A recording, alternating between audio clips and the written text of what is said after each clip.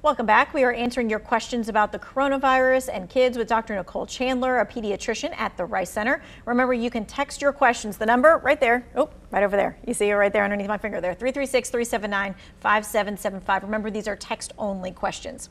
All right. This question says, how contagious is COVID really? Great question. I think if you're just watching the news, we can see how incredibly contagious it is, as we're seeing it, currently spreading through the White House.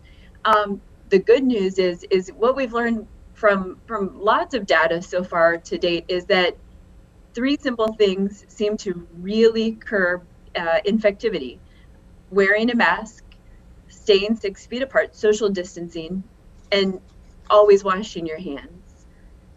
We've also learned that outdoor events certainly seem to be a better way to decrease the risk of infection as well.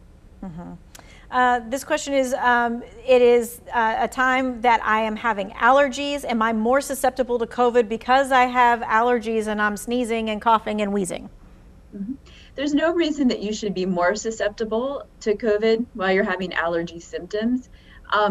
Although I know a lot of people are trying to treat their allergies when they maybe previously did not always treat them, simply so that they're not going around and sneezing and having a runny nose or having to fill out work questionnaires that says that they have a runny nose.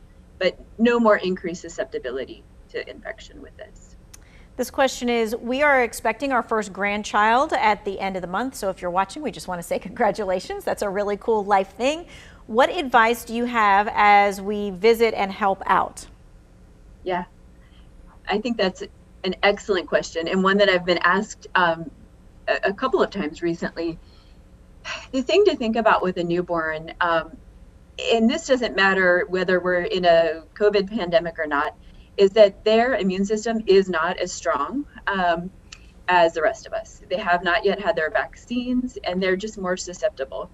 So whether during the pandemic or without the pandemic, we always recommend if you go to visit a newborn, of course, you're washing your hands, that no one goes and visits the newborn if they're sick, runny nose, cough, congestion, anything like that. And now, during the pandemic, we'd really recommend, what I would be doing personally, I'd be wearing a mask if I'm going to be that close to the newborn. I think you just really can't be careful enough. This text question says, when should we quarantine or isolate? Is it at the first sign of a symptom or only at the onset of a fever? These are great questions. So those two names, quarantine and isolation, are two different things, and it's very confusing for everybody. So quarantine is what we do if you're around someone who has COVID. So quarantine means I don't have symptoms yet, but I was around someone who has COVID, so I need to quarantine for 14 days. And during that time, I'm monitoring to see if I develop symptoms. During that time, I also need to be sure I am not around anybody else, because I don't know if I'm infectious yet. Isolation is what we do with patients if you are sick. So isolation is, I have COVID and I need to be put on isolation. Isolation is when patient has COVID, you go to isolation, and the actual timing of isolation is different than the timing of quarantine. It gets confusing. I would definitely talk to your doctor, your nurse practitioner, your provider for any specific questions about, well, which one am I on? When can I go back to work? And so that's kind of a follow-up question. When can people start going back to work and are being around other people? Is it just after their fever breaks, or is it after a certain amount of time? Okay, yeah. Okay, so let's take both those scenarios. So if you are COVID positive, you're on isolation. And per the CDC, you can return if you're on isolation for 10 days. You need to have 24 hours without fevers, and you need to have improving of your symptoms. That's when you can return to work. Now, of course, different work settings have different policies, and even if the CDC has a certain policy, some works are requesting more out of patients and their workers. But that's per CDC, and always, feel free to look up the CDC recommendations. Quarantine 14 days.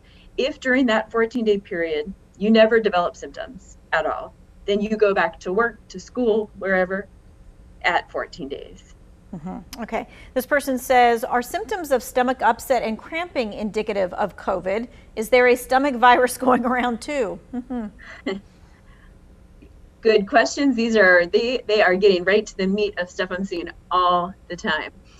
So yes and no. So you can have some GI symptoms with COVID. Looking at the literature, it seems like we're seeing that actually a little bit more in kids than in grown-ups. With that being said, this is still a time of year where we're seeing the stomach bug. And I've seen a number of kids recently that have had the stomach bug and have been negative for COVID.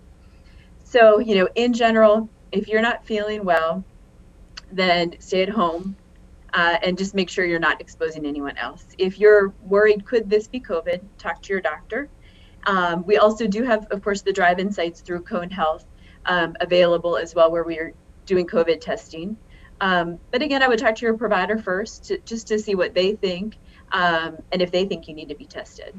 The norovirus to me is the absolute worst, and I always seem to get it during the holidays.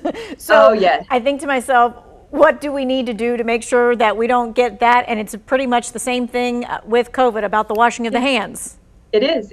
And hopefully all of this work we're doing for COVID is going to help us with a lot of the other infections that we see going around. And certainly it has. I mean, when this all started and we started, being concerned about COVID and taking precautions, we've seen a significant drop in our number of sick visits. Wouldn't that be a silver lining if we all just didn't get the stomach bug for Christmas? Okay, yeah. You can continue to text your questions. The number right there on the bottom of the screen, 336-379-5775. We'll be right back.